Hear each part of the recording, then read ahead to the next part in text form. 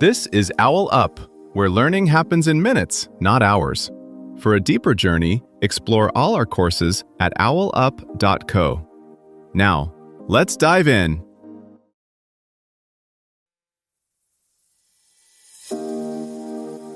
Welcome back to the Neuroscience of Focus. This is Chapter 2, where we're diving into dopamine and how this famous feel-good chemical actually acts as your brain's attention director and motivation fuel. We'll explore why understanding dopamine is key to hacking your focus, and spoiler alert, it's not just about rewards. Let's get into it. Right now, as you listen, your brain is quietly bidding on thousands of possible distractions, and only a tiny handful win. One notification, one memory, one itch on your arm. Why those and not the others? That mystery lives inside a single brain chemical, dopamine. Every time you lock onto a task, or fail to, your brain is doing something closer to budgeting than drifting. It has limited metabolic resources, so it can't afford to treat every email, thought, and sensation as equally important. This is where dopamine quietly shifts from abstract chemistry to something you feel as, I care about this, or, my mind keeps slipping away. In your prefrontal cortex, tiny changes in dopamine can tilt this budget one way or another. A little boost, and the spreadsheet you've been avoiding suddenly feels compelling. A slight dip, and even finishing a short message feels weirdly effortful. Meanwhile, deeper reward circuits tag certain cues, your phone lighting up, a colleague's voice, a half-remembered song, as priority items. Across a day, these micro-adjustments create your personal rhythm of sharp work, dull slog, and restless scroll.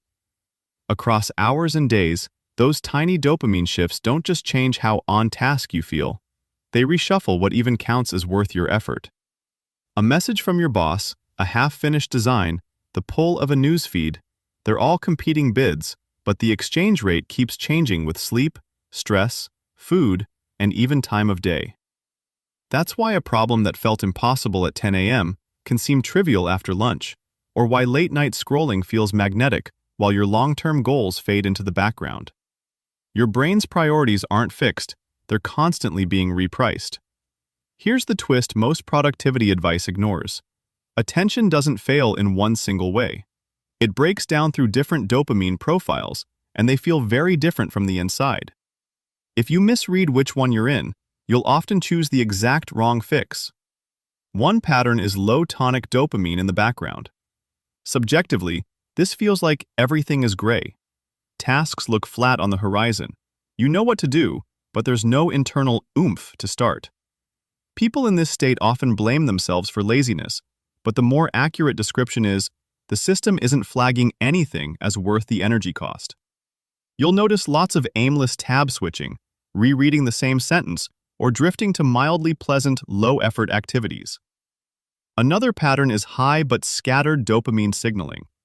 This doesn't feel flat at all, it feels jumpy. Everything looks a bit important, so your focus keeps being yanked from one urgent cue to the next.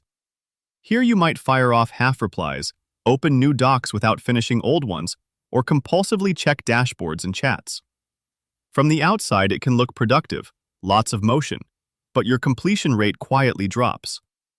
Then there's distorted phasic bursts, big spikes for fast, variable rewards, messages, feeds, notifications, and weak responses for slow, single-channel work. This is the classic, I can doom scroll for an hour but can't write for 5 minutes pattern. The brain has been trained, often unintentionally, to expect quick novelty hits, so long, quiet tasks feel strangely airless. These profiles also interact with biology you didn't choose. That lower transporter density in human cortex means a small pharmacological nudge, or a strong coffee for a sensitive person, can flip you from flat to edgy.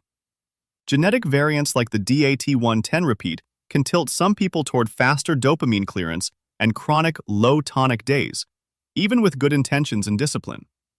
What makes this practically useful is noticing the signature of your breakdown, not just the fact that you're distracted.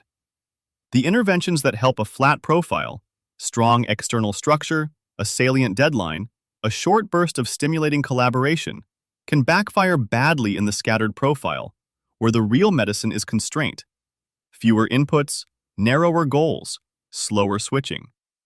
Understanding which mode you're in is the first step toward choosing strategies that actually fit your brain instead of fighting it. Think of a busy product team mid-sprint.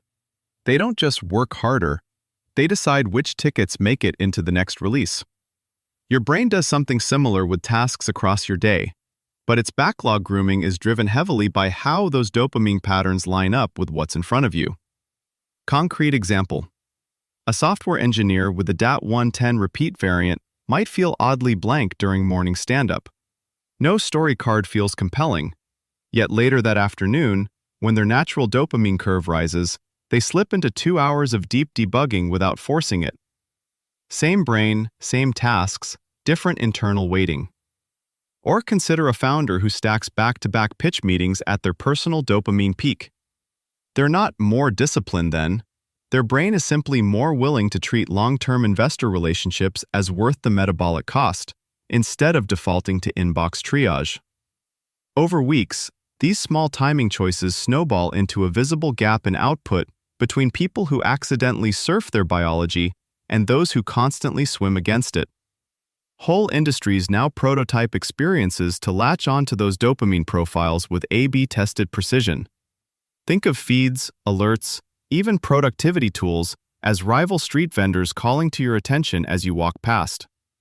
Future regulation may treat cognitive load like sugar, not banned, but labeled, taxed, and nudged. Expect apps that disclose attentional intensity scores and workplaces that schedule key decisions for each person's most stable window of focus.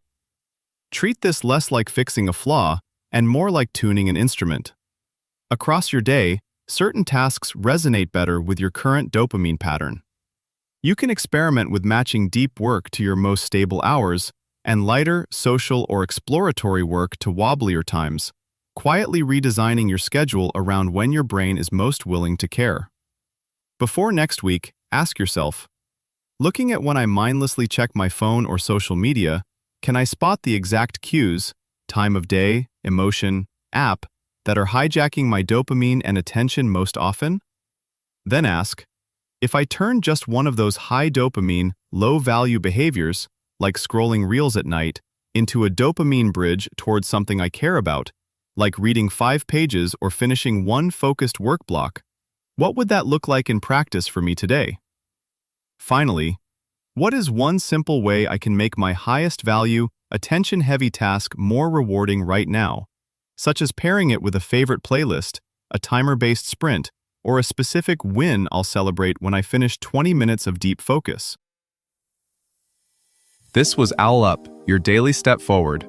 To keep learning with structured courses and more insights, go to owlup.co. Until tomorrow!